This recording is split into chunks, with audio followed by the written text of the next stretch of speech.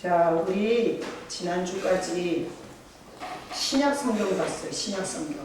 그래서 신약 성경 디모데전서 봤잖아요. 그래서 이제는 구약으로 왔어요. 그래서 신약에서 이렇게 설교하고 지금 구약에 와서 이제 또 설교를 하는데, 자, 지금 열왕기상 19장이잖아요. 그래서 열왕기상 19장에 보면 지금 어떤 상황인가 하면 이런 상황이에요. 이스라엘은 여러 잡신을 믿고 거기 가면 여러 종교가 있고 이래요. 이스라엘은 하나님을 섬기는 나라예요. 하나님을 섬기는 나라예요. 지금도 이스라엘에 가면 우리나라처럼 무당집, 그 다음에 뭐 무슨 우상숭배집 이런 게 없어요. 이스라엘에 가면 그런 게 하나도 없어요. 근데 성경에 보면 이스라엘이라는 나라는 오직 하나님을 섬기는 나라로 있어요. 근데 이 열왕기상의 이 시대는 어떤 시대인가 하면 이스라엘의 아합이라는 왕이었어요. 근데 이 아합 왕이 바알, 아세라 이런 우상 숭배를 끌어들여요. 그래서 이 우상 숭배가 이스라엘에 아주 깊숙이 들어오게 돼요. 그래서 이 바알 신은 어떤 신인가 하면 농사를 잘 되게 하는 신이에요. 그래서 이스라엘이 광야를 40년을 애굽에서 나와서 갈 때는 이 신이 필요 없었어요. 근데 그들이 가나안 땅에 들어가서 정착하면서 농사가 잘 돼야 되는 거예요. 그래서 농사 짓는 사람들이 섬기는 바알과 아세라 신을 자연히 농사가 잘 되게 해주는 신이니까 받아들이게 된 거예요. 그래서 이렇게 바알과 아세라 신을 섬기면서 농사가 풍성하게 되게 해달라고 그들에게 제사를 지내고 그들을 섬기는데, 그들 제사장이 있었어요. 바알 선지자 450명이 있었고요. 아세라 선지자 400명이 있었는데, 엘리야가 하나님의 선지자로 봤을 때 나라가 망하게 되는 거예요. 왜? 하나님을 떠난 민족은 망하는 거예요. 그러니까 이 엘리야가 다 오라 그랬어. 850명. 갈멜산으로 다 오라 그랬어요. 그래가지고 갈멜산으로 850명이 반대편에 서고, 그리고 엘리야 선지자 혼자 한쪽 하나님의 편에 서서 불 내리는 신이 참 신이다, 우리 붙어보자 이래갖고 붙은 거예요. 850대 1로. 근데 우리 그 앞에 열왕기상 18장에 보면 그 850명이 막 먼저 바알이여 불을 내려 주옵소서 그러면서 막 아침부터 제사를 지냈어요. 그런데 반딧불도 안 내려오는 거야. 그래서 얘네들이 나중에는 인생을 하다 안 되면 자해를 해요. 그런 것처럼 얘네들이 밤에 이제 저녁이 다가오니까 막 자기 몸에 피를 내면서 자해를 하면서 그 바알 신이 불로 임해 주기를 그렇게 간절히 난리를 치고 제사를 지냈는데 끝까지 불이 안 내렸어요. 그래서 그네들이 그 제단에서 비켰어요. 그리고 나서 엘리야 하나님의 선지자가 거기에 가서 12동의 물을 부어요. 여러분, 불에는 물이 가장 나쁜 거라는 거 아시죠? 그런데 엘리야 선지자가 12동의 물을 붓고, 그래서 제단에 송아지를 이렇게 각을 떠서 놨는데 거기에다가 12동의 물을 붓으니까 송아지도 축축하게 젖고, 그리고 장작도 다 젖은 거예요.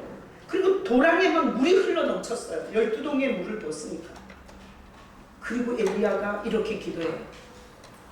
이스라엘의 하나님 여호와여, 하나님께서 말씀대로 행하신과 내가 주의 종됨을 나타내 주시옵소서. 불로 응답해 주시옵소서. 그렇게 기도했는데 하늘로부터 엄청난 불이 내려가고 아주 그 물을 다 태워버리고 송아지와 장작이 완전히 다 타버렸어요. 이게 제 얘기예요? 성경에 있는 얘기예요? 근데 왜 처음 듣는 것 같은 표정으로 나를 쳐다보는 거예요? 성경을 전혀 모르시는 거예요? 자, 그러고 나서 엘리야 선지자가 저 850명의 귀신 숭배를 하는 선지자 850명을 죽여라 그랬어요. 그래갖고 거기 있던 사람들이 다 일어나갖고 거짓 선지자, 귀신을 끌어들인 자, 하나님을 믿지 못하게 회방한 이 악한 영에 대해서 850명 선지자들을 다 죽였어요. 그 자리에서. 그리고 나서 오늘 19장 그 바로 앞에 18장 46절. 자, 18장 46절 읽어봐요. 여호와의 능력이 엘리야에게 임하매 그가 허리를 돌리고 이스라엘로 들어가는 곳까지 아합 앞에서 달려갔더라. 그래서 그때 당시에 왕이 아합인데 엘리야 선지자가 그렇게 불을 내리고 아합의 수레 앞에서 달려서 어디로 가냐면 왕궁으로 들어가요. 아합이 있는 왕궁으로. 그래서 이스라엘은 전 국토를 하나님을 경외하는 종교 개혁을 할 수 있을 거라고 생각하고 아합 앞에서 달려서 왕궁으로 들어간 거예요. 근데 오늘 본문에 보니까 19장 1절. 자, 읽어봐요.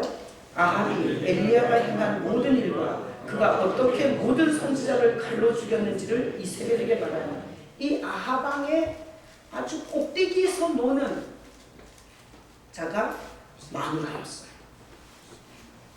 아합 왕은 껍데기, 마누라는 실세. 그래가지고 이 이세벨이라는 왕비가 왕궁에 있다가 이 소문을 들은 거예요.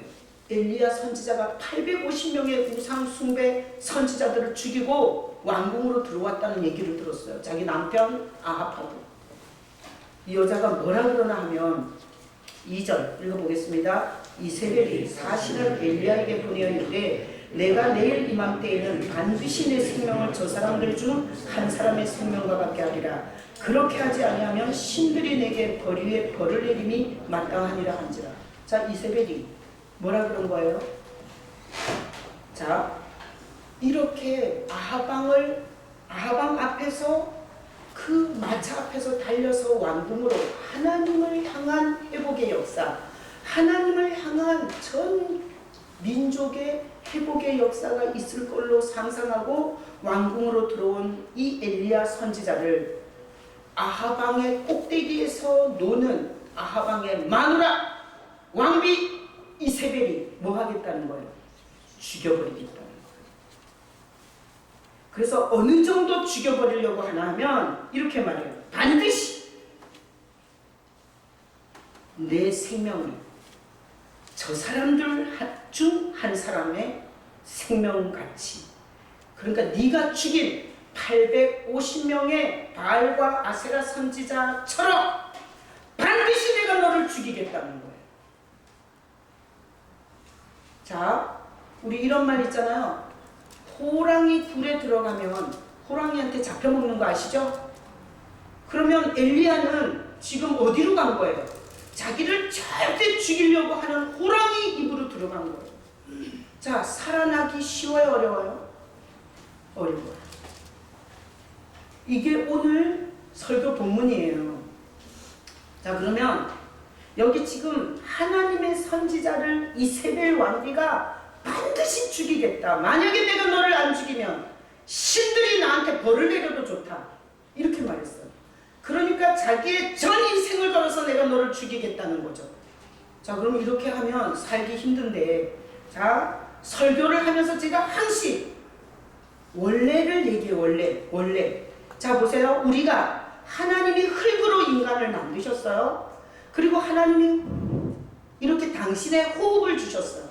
이렇게 하나님이 흙으로 우리를 만들어서 호흡을 줬을 때 우리는 죽는 존재예요? 죽음과 상관없는 존재였어요? 죽음과 상관없는 존재였어요. 그때 당시에는 죽음 자체가 없었어요. 근데 언제부터 사망, 죽음 이런 게 언제부터 들어와요? 선악과를 먹고 죄가 들어오면서부터 반드시 정령 죽는다 그래서 죽음이라는 개념이 인간 세상에 생긴 거예요. 자, 그러니까 인간에게 죄가 들어오면서 인간이 죽는 존재가 된 거예요. 자, 이 죽는 존재를 죽일 수 있는 권세가 사망이에요. 사망을 주관하는 자는 마귀 새끼예요. 그래서 마귀가 사람을 죽일 수 있게 된 거예요. 그리고 사람들이 아주 포악하고 그리고 아주 흉악한 사람은 사람이 사람을 죽여요. 안 그래요? 그래서 죄가 들어온 이후에 사람은 항상 죽음의 두려움이 있어요. 마귀가 사람의 영혼을 죽일 수 있기 때문에 그 죽음에 대한 두려움이 있고요. 그리고 길거리에 밤에 다니다가 그리고 모르는 땅에 갔을 때 이렇게 사람으로부터 죽음을 당할 수가 있어요. 이러다 보니까 인간이 항시 뭐가 두렵나 하면 죽음이라 죽을까봐 두려워요. 죽을까봐. 그래서 우리가 두려워하는 내용 중에 병 걸려 죽으면 어떡하나. 어디 뭐 이렇게 옆구리가 좀 결리면 이거 암인가? 이거 암 걸려 죽을라나? 이러면서 결국은 건강염려증은 왜 생긴가 하면 병 걸려 죽을까봐 건강염려증이 생겨요. 애들한테 야, 너 여행 가지 마. 유럽으로 가지 마. 파리로 가지 마. 거기 테러가 있었어. 차가 완전히 몇십 명을 깔아 죽였어. 그러니까 가지 마. 이렇게 말하는 건 그 자식한테 뭐라고 말하는 거예요? 혹시나 거기 가서가 죽임을 당할까봐. 그래서 이런 식으로 인간이 죽을까봐, 본인이 병들어 죽을까봐, 어디 나가서 사고당해 죽을까봐, 비행기를 타면 비행기가 떨어져 죽을까봐, 자동차를 타면 사고 나서 죽을까봐, 다리를 건널 때는 다리가 무너져 죽을까봐. 저는 가끔씩 이렇게 그렇게 저기 6화 백화점을 이렇게 내려가는데 지하 6층까지 있더라고요. 근데 내가 그 지하 6층으로 이렇게 주차를 하러 들어가면서 항시 삼풍백화점이 생각이 나요. 그래서 오늘 재수 없이 무너지는 날인데 내가 지하 5층까지 내려온 거 아닌가? 이런 생각이 나요. 그러니까 인간은 어쩔 수 없이 이 죽음이라는 주제에 상당한 공포를 갖고 살아가는 거예요. 그게 언제부터라고요? 죄가 들어오고 나서부터. 죄가 들어오기 전에 인간 사고 속에 죽을까봐 두려워하는 그 사고 자체가 없었고, 그리고 죽는다는 개념 자체가 없었어요. 그러다 보니까 일생 몸이 허약하게 태어났으면 병들어 죽을까봐 못 떨듯 떨고 사는 거예요. 그리고 사업을 하다가 돈이 줄으면 굶어 죽을까봐 못 떨듯 떠는 거예요. 혹시나 남편이나 아내가 자기를 버리고 가면 혼자 애롭게 살다가 죽을까봐. 이런 죽음의 두려움과 공포가 인간을 껌딱지처럼 쫓아다니는 불쌍한 인생이 됐어요. 자, 오늘 이 본문에 보니까 이세벨이 반드시 너를 죽이겠다. 내가 만약에 너를 죽이지 않는다면, 신이 있다면 그 신한테 내가 천벌을 받을 만큼 나는 신의 이름을 걸고 너를 반드시 죽이겠다 이랬어요. 자, 그런데 여러분 성경을 다 읽어보셨죠? 자, 이세벨이 엘리야를 죽여요, 못 죽여요? 못 죽여요. 여기 지금 성경을 잘 모르면 죽였나? 이렇게 헷갈리지 마시고 미리 얘기해 드릴게요. 뒤에 읽어보면 이세벨의 말대로 못해요. 그리고 이 엘리야 선지자는 이 왕궁을 전혀 위험 없이 나가요. 그래서 살아요. 그리고 하나님이 자기를 향한 뜻을 이루어요. 자, 성경은 66권이고 얇게 인쇄가 된 데다가 어떤 책보다도 두껍기 때문에 성경은 양이 굉장히 방대한 거죠. 근데 이 성경은 우리에게 온 목적이 있어요. 하나님이 이 성경을 우리에게 주신 목적이 뭐예요? 예수님을 소개하고 싶어서 이 성경을 줬어요. 자, 그렇다면 오늘 이 본문은 엘리야가 호랑이 굴에 들어가듯이 자기를 반드시 죽이려고 하는 이세벨이 있는 왕궁으로, 왜 그런가 하면 이 이세벨이 다 바알과 아세라 숭배를 끌고 들어온 여자예요. 그런데 그 호랑이 입으로 엘리야가 들어갔는데 여기는 안 나오지만 이 엘리야 선지자는 죽었다 안 죽었다? 안 죽었다. 잡혀 죽지 않아요. 이거는 왜 썼겠어요? 자, 엘리야가 안 죽었다는 걸 우리한테 가르쳐주기 위해서 썼어요? 어떻게 생각하세요? 이스라엘의 엘리야 선지자가 이세벨이 반드시 죽이려고 하는데 안 죽었다, 이거 얘기해주고 싶어서 썼어요? 이렇게 구약을 쓴 거는 앞으로 오실 예수소가 어떤 위기 속에서도 죽지 않는다는 것을 구약적 표현으로 역사적인 이야기를 이렇게 쓴 거예요. 자, 엘리야 선지자가 이세벨에게 잡혀 죽지 않은 것처럼 예수님이 이 땅에 오셨을 때 로마 정부가 예수를 죽이려고 해요, 안 해요? 했어요. 헤롯이 예수를 죽이려고 했어요. 그럴 때 죽여요, 못 죽여요? 못 죽여요.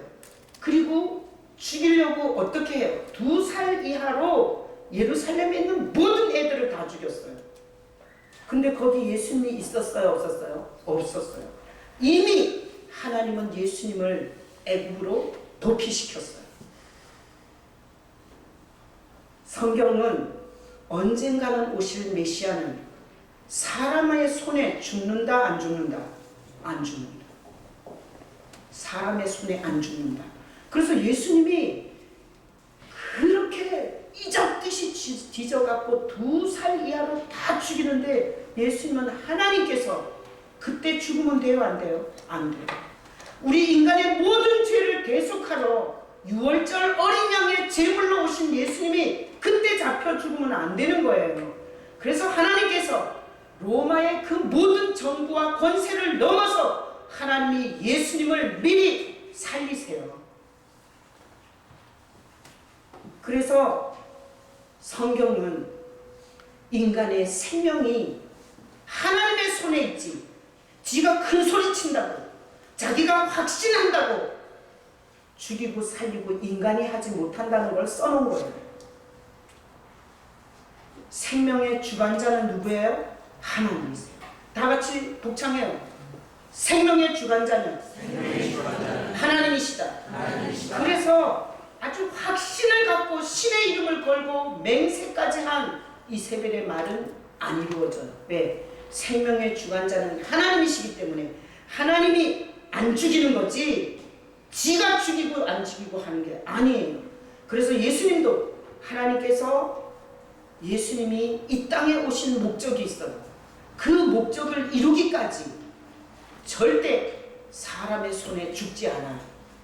자, 그래서 예수님은 사람들이 볼 때는 뭐 사람이 로마 정부가 죽인 것 같고 종교 지도자들이 막 강도 바라바를 풀어주고 그리고 십자가에 죽여라, 십자가에 죽여라 이래가지고 지네가 죽인 것 같지만 사실은 정확하게 하나님의 때에 하나님께서 이루고자 하는 방법으로 예수님이 죽으셨어요. 사람이 죽인 거예요? 아닙니다. 자, 말씀 올려줘봐요. 요한복음 10장 18절 다 같이 읽어봐요. 이를 내게서 빼앗는 자가 있는 것이 아니라 내가 스스로 버리노라. 나는 버릴 권세도 있고 다시 얻을 권세도 있으니 이 계명은 내 아버지에서 받았노라 하십니다. 이 요한복음 말씀에 보니까 자, 어떤 권력이나 어떤 인간이 내게서 내 목숨을 뺏는 게 아니라는 거예요. 예수님이 하신 말씀이에요. 내가 스스로 버린다. 그래서 예수는 사람이 죽인 거예요? 당신이 우리 구원을 위해서 죽으신 거예요? 예수님이 우리 구원을 영원한 지옥으로 가는 우리를 위해서 스스로 당신의 목숨을 버린 거지 정치와 권세와 어떤 종교 집단이 예수를 죽인 게 아니에요. 예수님은 하나님이 우리 인간의 저주를 지시고 이 저주의 죄값을 갚으러 오신 제물대로 오셨어요. 사람이 죽인 게 아니라 하나님의 때에 하나님의 방법으로 하나님이 우리를 위해서 자기 목숨을 버리신 거예요. 교회를 다니면서 예수님이 무능하게 십자가에 달려 죽는 걸 보면서 로마 정부가 죽였고 종교 지도자들이 모함을 걸어서 죽였다고만 생각한다면 여러분 구원받지 못합니다. 가짜 신앙이 있어요. 가짜 신앙은 십자가 달린 건물에 연락 쫓아다니면서 예수님이 뭔 일을 했는지 모르는 게 가짜 신앙이에요. 무당들처럼 귀신처럼 자기가 원하는 걸 계속해서 연락 비는 거 이거 가짜 신앙이에요. 진짜 신앙은 뭐냐? 하나님이 날 살리시려고 나를 지옥 가는 멸망받을 나를 살리시려고 하늘 보좌를 버리고 나 같은 인간이 되셔서 사망 권세가 넘어가는 패스오버 6월절 그 사망을 넘기는 6월절 제물로 6월절 양을 잡는 그 시간에 예수님이 내 사망을 넘겨주시려고 제물로 죽으셨다. 이 고백을 가진 자는 진짜예요. 교회 안에는 가짜와 진짜가 섞여 있어요. 진짜는 입만 벌리면 불평불만이 하늘을 찔러요. 주님이 하신 일은 개념치 않고 자기가 원하는 걸 안 들어주는 하나님을 향한 원망과 불평의 하늘을 찔러요. 진짜는 하나님께서 내가 원하는 대로 해주든 말든 영원히 멸망받을 내 존재를 구원의 길을 열어주신 주님에 대한 감사가 있어요. 진짜는 예수님에 대한 감사가 있는 거예요. 여러분들이 이 설교를 통해서 진짜인지 가짜인지를 진단하셔야 돼요. 목회자는 당신은 진짜입니다, 가짜입니다 얘기해 줄 수가 없어요. 그렇게 말했다간 스데반처럼 돌맞아 죽어요. 상태만 조금 안 좋다고 해도 돌로 쳐서 죽이려고 하고 시험 들어서 교회를 떠나는 이 시대에 목회자가 여러분이 가짜입니다, 진짜입니다 얘기했다가는 찢어 죽일 거예요. 말씀을 들으면서 본인이 진단하셔야 돼요. 교회를 30년, 40년 다니면서 예수님이 날 위해서 뭘 하셨는지를 개념치 않고 일반 우상 숭배자들처럼 연락 달라는 것만 빌고 다녔다면 여러분의 신앙이 가짜일 확률이 커요. 자, 그래서 하나님이시기 때문에 당신이 죽어야 할 때에 당신이 스스로 자기 목숨을 버리시고 이 죄인들을 살려내신 분의 이름이 뭐예요? 예수님이세요. 그런데 성경에 보면 예수를 십자가에 달아 죽이면서 채찍질을 엄청 많이 때렸고 그리고 온갖 모욕과 침뱉음과 따귀를 때리면서 그들은 착각했어요. 자기네가 정치적 권세로 자기의 그 종교적 입지로 죽이는 줄 알고 착각했어요. 그래서 인간들은 항시 착각하고 살아요. 어린아이들이 제가 저기 한나 조용히 하고 있어야 돼. 자, 유아실이 지금 마이크가 안 돼갖고 자 한나가 지금 24개월인가 5개월인가 이래요. 24개월인가. 근데 제가 이렇게 밥상을 우리 여러분 이렇게 밥상을 이렇게 들고 다니잖아요. 그러면 저런 애들은 지가 든다고 그래요, 안 그래요? 그래서 밥상을 내가 다 들어. 근데 제가 들면 막 눌러. 그래서 나 혼자 드는 게 더 쉬워. 근데 제가 든다 그러잖아. 그럼 들으라 그래요. 그러면 쟤는 지가 든 줄 알아요. 그 지가 밥상을 들어갔대. 진짜 밥상을 든 자는 웃지요. 어려서 몰라서 그러니까. 인간이 가장 착각하는 게 뭔 줄 알아요? 하나님이 우리를 위해서 하신 일을 지가 한 줄로 아는 거야, 지가. 그래서 이스라엘에 예수를 죽였던 당시의 종교 지도자들은 자기네가 예수를 죽였다고 서로 박수치고 축배를 들었어요. 그리고 정치 지도자들은 로마 정부가 사형권을 갖고 있었기 때문에 예수를 사형을 시켰다고 생각했어요. 그건 대단한 착각이에요. 죄 지은 인간은 착각 속에서 살다가 착각 속에서 죽는 거예요. 여러분, 오늘 말씀을 통해서 로마 정부가 예수를 죽인 거예요? 종교 지도자들이 예수를 죽인 거예요? 아니, 하나님이 우리를 살리시려고 6월절 양이 죽어야 하는 그 시간에 우리를 살리시려고 제물이 되셔서 스스로 자기가 죽은 거예요. 교회를 다니면서 이 사실과 부딪힐 때 심장이 멎을 것 같은 눈물이 나요. 이런 죽은 개 같은 우리가 뭔데 하나님이 자기 목숨을 버리면서 우리를 살리셨나요? 이런 감격과 이런 감사가 영혼의 밑바닥에서 출렁거려요. 그런데 이 예수를 모르는 자는 자기가 11조를 바쳤고 주일을 빼먹은 적이 없는데 하나님이 나한테 왜 이래? 이런 식으로 하늘을 향해서 하지 못할 짓을 하는 거예요. 여러분, 착각하지 마시고 사시길 축복합니다. 오늘 여기 앉아있는 건 예수 그리스도의 희생이 없었다면 이 죄인들이 하나님을 아버지라고 절대 부를 수가 없어요.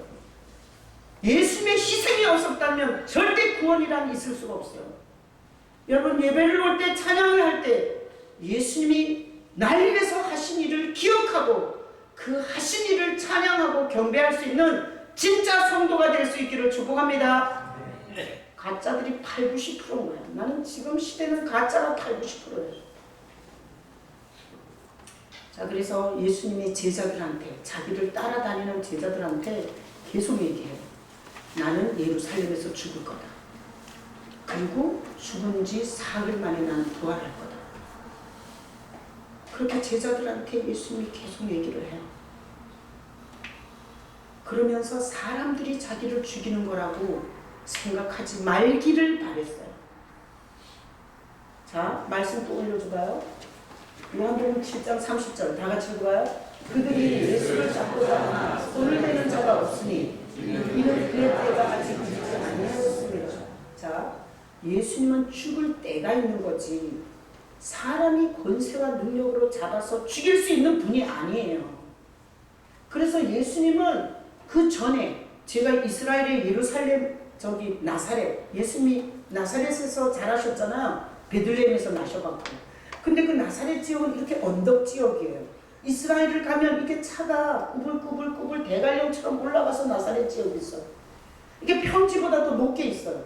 근데 그 고향에 예수님이 가셔서 중풍병자도 고쳐주고 병자들을 고쳐주려고 그랬지만 그 고향 사람들이 그래요. 야, 요셉의 아들 아니냐? 저 형제들이 눈이 벌겋게 살아있는데 지금 무슨 하나님이야?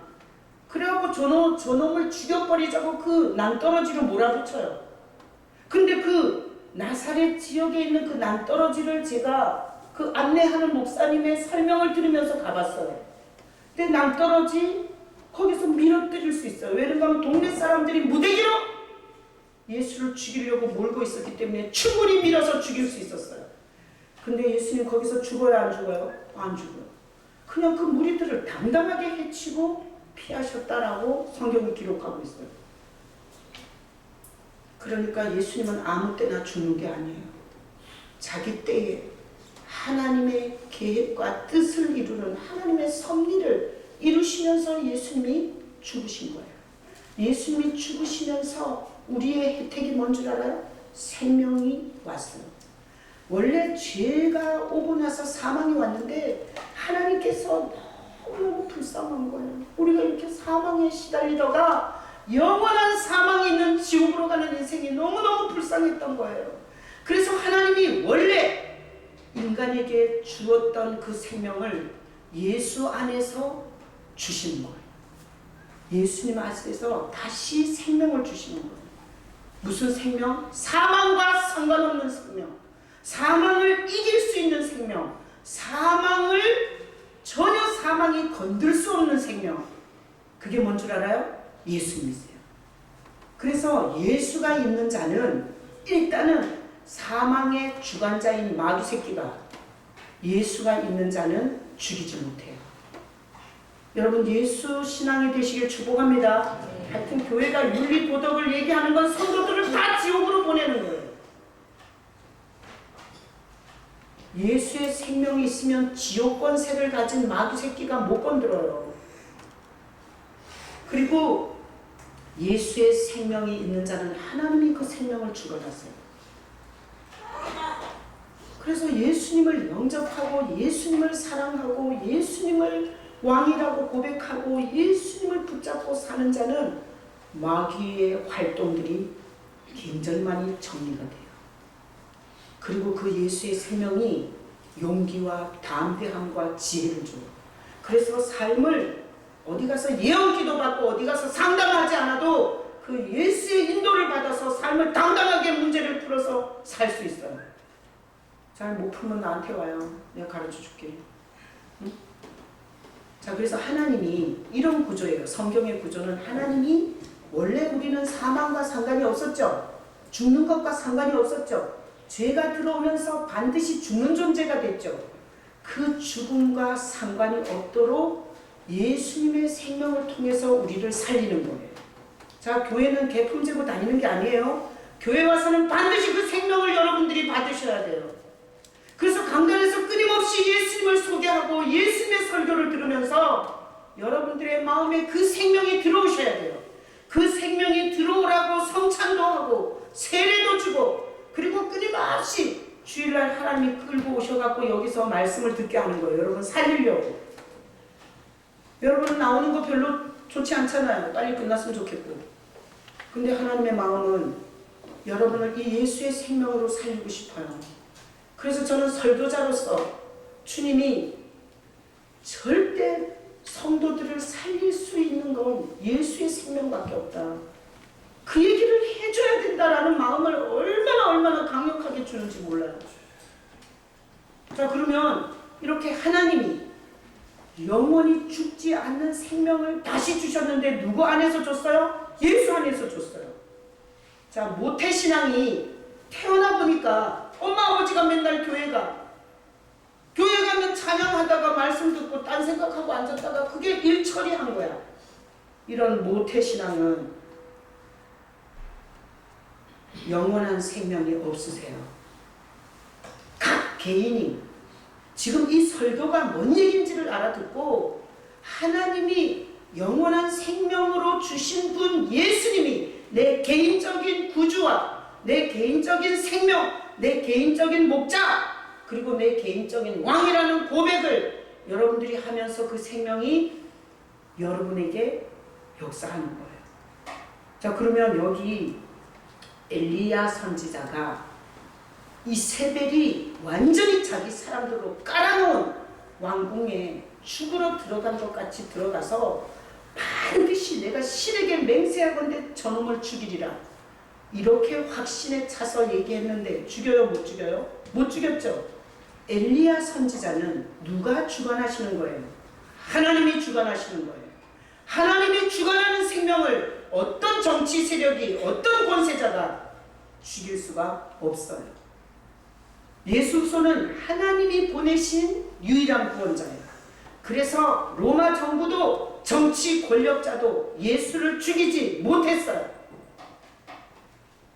그래서 하나님에 속한 자, 하나님이 보내신 생명, 예수의 생명을 가진 자, 마귀가 죽이지 못해요. 그리고 사람의 손에 죽지 않습니다. 하나님이 주관하세요. 여러분의 생명은 어디서 어떤 방법으로 죽는지 하나님의 손에 있는 걸 믿으시기를 축복합니다. 다 같이 보면 내 생명은 하나님 손에 있다. 우리 딸이 미국에 있어요. 미국에 시집가서 살아요. 걔가 전화했어요. 엄마, 한국이 전시 상태라면서. 그래서 제가 우리는 모르는데. 그랬더니 자기네는 바깥에서 한국이 굉장히 위험한 전시 상태라고 듣고 있대요. 그래서 내가 농담처럼 그럼 보따리 싸갖고 너네 집에 가서 좀 피할까? 그랬더니 오라 그러더라고요.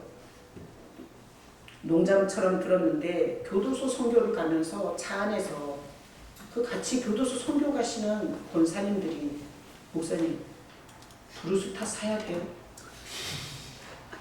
생수 몇 다발 사놔야 돼요? 이렇게 묻더라고요. 그래서 제가 굉장히 이게 참 심각한 상황으로 와 있구나 그런 생각을 했어요. 자, 여러분 생명은 도망친다고 보호할 수가 없어요. 그래서 그분들이 남편하고 이렇게 식탁에서 대화하면서 부산으로 피난을 가야 되나 대구로 가야 되나 이렇게 얘기하다가 둘이 부부 싸움을 했다고 그러더라고요. 자, 여러분 어디로 가실 거예요? 그래서 나한테 물어보더라고. 어디로 가야 되냐고. 그래서 내가 이렇게 얘기했어요. 나가면 어떡할 거야? 너 어디 가서 뭘 먹을 거냐고. 집에는 냉동실에 뭐 좀 있잖아. 얼려놓은 떡도 있고, 그리고 안 먹은 생선도 있고. 그래서 내가 냉장고가 집에 있으니까 거기 얼은 음식들이 많이 있으니까 어디 도망치지 말고 집에 있으라고 그랬어요. 이분들이 아주 너무 은혜 받았다. 자, 생각해봐요. 어디로 갈 거예요? 이게 지금 미사일이 수백 킬로를 날아다니는데 부산이 안전해요? 내가 볼 때는 여러분들도 그냥 집에 가만히 처박혀 있어요. 전쟁 나거든. 냉장고 옆에 있어요. 냉장고. 자, 생명은 사람들이 다 돈으로 보호하는 줄 알아요. 그리고 높은 담을 쌓으면 보호되는 줄 알아요. 여러분, 돈 있는 사람들이 경비 이렇게 해놓는 시스템 뭐라 그러죠? 희준 주사님, 세이커? 하여튼 그런 거가 생명을 보존하는 게 아니라 하나님이 성경에서 말씀하세요. 하나님이 보호하는 생명은 무엇으로도 죽이지 못하는 거예요. 여러분 스스로 돈 가지고 통장 가지고 명예 가지고 울타리를 높이 치고 거기다가 막 이렇게 쇠사슬을 감아가지고 여러분의 생명을 보호하려고 하지 마시고요. 하나님이 보호할 수 있는 생명이 되시기를 축복합니다. 하나님이 보호의 의무를 가지는 생명은 예수가 있는 자예요. 예수의 생명을 가진 자는 하나님이 보실 때 우리 새끼같이 보이는 거예요. 우리는 내가 죽어도 내 새끼는 보호하고 싶잖아요. 마찬가지로 하나님께서 절대 예수의 생명을 가진 자는 하나님이 권세와 능력과 주권을 가지고 보호해 주세요. 김일성이, 나는 김일성이 죽었을 때 평촌에서 전도사 생활하면서 신방 가방 들고 다니고 있었어요. 그래서 뉴스도 못 봤어요. 어느 집 신방에 갔더니 김일성이가 죽었다는 거예요. 나는 그때 심장이 멎는 줄 알았어요. 김일성이는 장수연구소를 북한 전역에다가 세워놨어요. 그리고 이런 거 달았지만 좋은 거 다 먹고 있었기 때문에 난 오래 살 줄 알았어요. 근데 전혀 예측하지 않은 시간에 칵 죽었어요. 그것은 어떤 권력자도 어떤 돈 많은 인간도 자기가 마음대로 죽고 살지 못한다는 것을 보여준 거예요. 김정일이 갑자기 칵 죽었어요. 그거 어떻게 죽었는지는 우린 잘 몰라요. 자, 죽을 때 막 이렇게 오래 걸려, 오래. 각 죽는 게 아니라 오래 걸려. 이거는 하나님이 회개할 기회를 주는 거예요. 회개할 기회를. 지옥 가지 않게. 근데 갑자기 탁 죽는 거는 회개할 기회를 안 주는 거예요. 그것처럼 큰 저주가 없어요. 물론 예수 믿는 사람이 갑자기 칵 죽은 건 괜찮아요. 근데 믿지 않는 자가 자기가 일생 동안 뭔 짓을 했는지를 돌아볼 기회가 없이 칵 데려가는 것은 하나님이 할 수 있는 최고의 저주를 퍼부는 거예요. 여러분 좀 길게 회개할 기간을 갖는 게 좋겠죠? 그래서 김일성이 죽을 때 갑자기 죽었고 김정은이 죽을 때 갑자기 죽은 것은 그들이 엄청난 생명을 숙청하고 그리고 백성들의 피를 빨아먹고 그들이 회개할 기회 없이 죽은 거예요. 오늘 새벽 본문이 미가 선지자 글이에요. 나는 미가를 설교하면서 얼마나 은혜를 받는지 몰라요. 그 시대에 선지자들이 있었어요. 다 거짓말하고 있었어요. 돈을 주면 평안하다고 했고 돈을 안 갖다 바치면 전쟁이라고 거짓 예언을 했어요. 근데 하나님이 미가 선지자에게 임하셨어요. 그리고 하나님께서 미가의 입을 열어서 말씀하시는데 죄를 드러내세요. 하나님의 영은 우리를 구원하기 위해서 죄를 드러내세요. 귀신의 영은 절대 회개를 안 시킵니다. 여러분 별 미친 짓을 다 하다가 무당한테 가보세요. 회개하라 그래요? 자기가 업을 갚아준다 그러지. 그렇게 거짓말하고 복채맞고 사기치는 거예요. 하나님의 영의 특징이 있어요. 하나님의 영의 특징은 죄를 생각나게 해요. 죄를 생각나게 하고 그 죄를 회개하게 했어요. 미가 선지자의 특징이었어요. 하나님이 임한 참 선지자의 입에서는 회개를 촉구했어요. 여러분이 신앙생활하면서 모르고 살았는데 과거의 죄가 내가 어떻게 이기적이었고 내가 어떻게 교만했으며 내가 하나님을 어떤 식으로 무시했는지 이런 죄가 생각나는 건 은혜입니다. 하나님이 살릴 작정으로 회개할 기회를 주시는 거예요. 나는 목회하면서 사람들 말을 들어보면 멸망으로 가는 사람의 말과 구원으로 인도받는 사람의 말이 다르게 들려요. 구원으로 인도받는 사람은 이렇게 말해요. 목사님, 지나온 날들을 돌아보니 교만하기 이를 데 없었고 직분은 갖고 있었지만 하나님 앞에 충성되지 못했고 이기적이고 나 자신을 보는 게 부끄럽습니다. 이렇게 말하는 사람은 하나님이 구원으로 데리고 가는 사람이에요. 근데 이렇게 말하는 사람, 목사님 내가 잘못한 게 뭐 있어? 나 11조 다 바쳤고요. 주일날 빠진 적 없고요. 내가 세금 예배 다 했어요. 이렇게 말하는 자는 하나님이 회개할 기회를 안 주고 있는 거예요. 이건 진짜 무서운 거예요. 자기가 그 죄성을 가진 꼬라지로 하나님 앞에 한 것만 생각나는 거예요.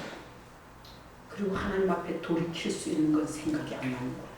이건 진짜 무서운 말. 자, 사람들은 다 생명을 지가 보호하려고 해요. 자기가 보호하려고 하는 사람은 물 사야 되고요. 그리고 부수타 사셔야 되고요. 그리고 집을 뭐 콘크리트로 더 짜고요. 근데 성도가 뭐겠어요? 성도.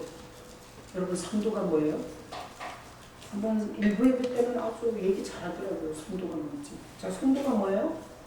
예수님의 생명을 가지고 있어서 마귀가 손을 대지 못하고 이 세상에 떠도는 죽음이 마음대로 못하고 하나님이 주관하는 생명을 가진 자가 성도예요.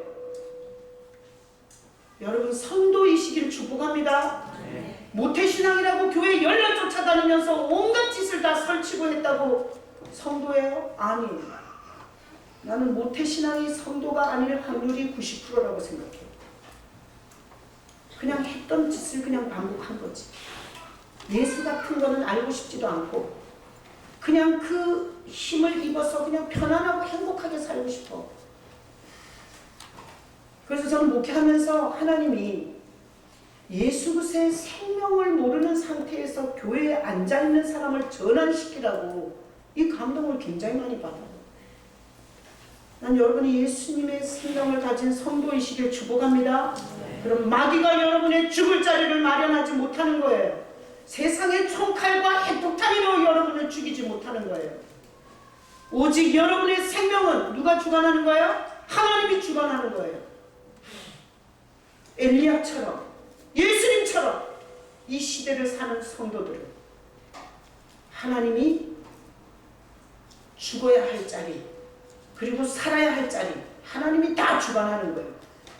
여러분이 구차하게 죽을까봐 멋떨듯이 떨면서 할 일도 못하고 도망이나 치고 보따리나 싸는 이런 성도가 아니라 오늘 이 설교를 통해서 엘리야 호랑이 입속으로 들어갔지만 이세벨이 못 죽였어. 예수님 베들레헴에서 태어나서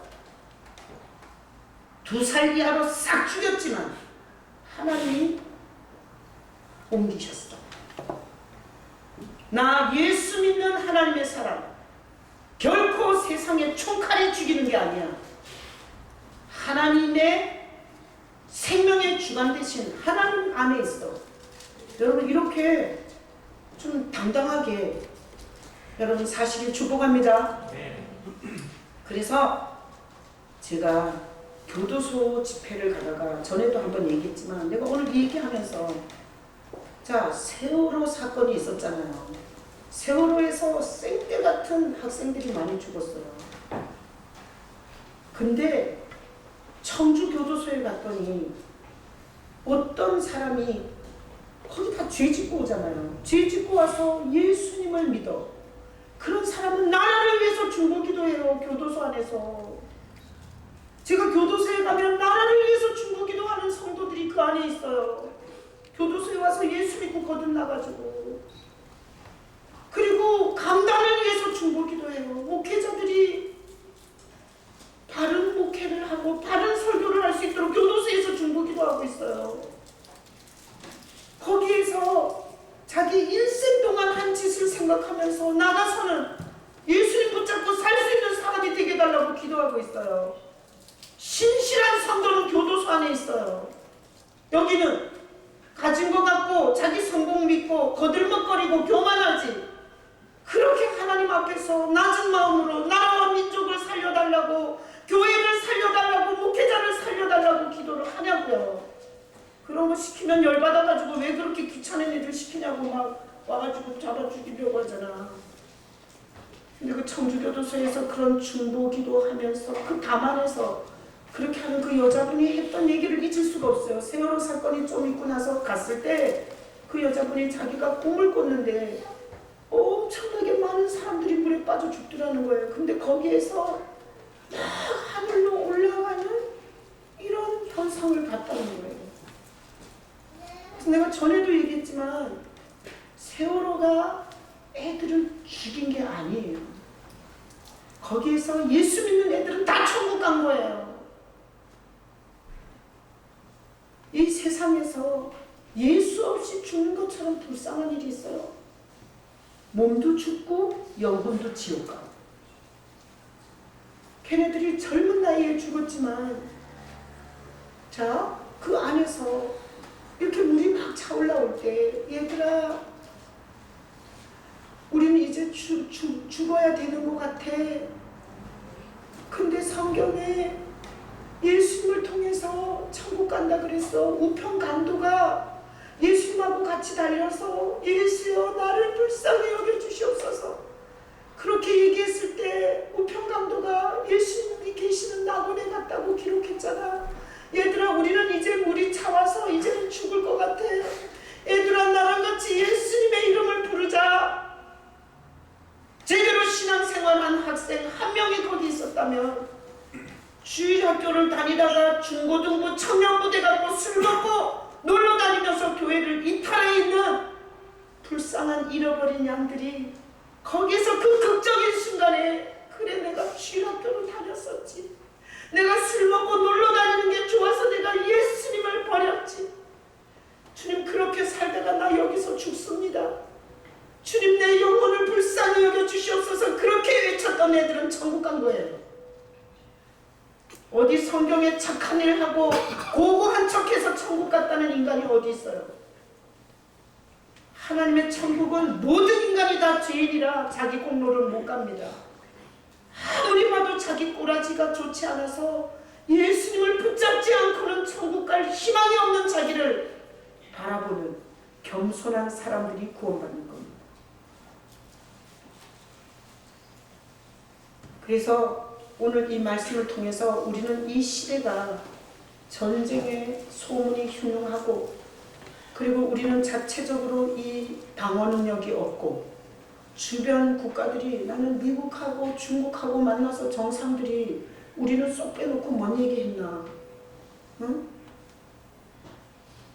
이런 거 참 심각하지 않으세요? 지금도 여러분이 투자한 부동산과 주식 투자가 오르기를 기다리고 있나요? 지금 민족적 이런 통장 등화 같은 이 상황 속에서 어떻게 그렇게 크리스찬으로서 기도도 안 하고 하나님께 이 민족을 맡기지 않고 살 수가 있냐고요. 그래서 오늘 이 말씀을 통해서 우리는 생각해야 돼요. 내 생명, 내가 죽을 자리, 어떤 방법으로 죽을지 이것에 대한 모든 주관은 하나님이 하신다는 고백이 여러분 안에 있기를 축복합니다. 그래서 세상 사람들이 떠드는 것처럼 잘 우왕좌왕하지 마시고 여기에다가 말뚝을 박으세요. 예수 안에서 하나님이 내 생명을 주관하신다. 그래서 어떤 사람은 못질하다가 못에 찔려가지고 파상통으로 죽은 사람이 있어요. 안 그래요? 근데 전쟁터에서 총 10발 맞고도 안 죽은 사람이 있어요. 그러니까 죽고 사는 건 자기의 계획과 뜻대로 되는 게 아니에요. 그래서 오늘 이 설교를 통해서 생명을 주관하시는 하나님이 나를 영원히 살게 하시려고 예수님에 대해서 듣게 하시고 예수님을 믿게 하시고 그리고 윤리 도덕을 듣는 것이 아니라 살 길을 들을 수 있도록 하나님께서 여러분을 이 자리에 데리고 오신 거예요. 그래서 우리 마지막으로 말씀 하나 찾아보고 말씀 마치겠습니다. 마태복음 10장 마태복음 10장 28절.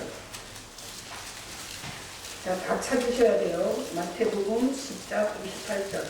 신약성경 16페이지. 신약성경 16페이지. 마태복음 10장 28절. 자, 예배 끝나고 이거 암송 못하시면 오늘 못 갑니다. 자, 10장 28절 다 같이 읽겠습니다.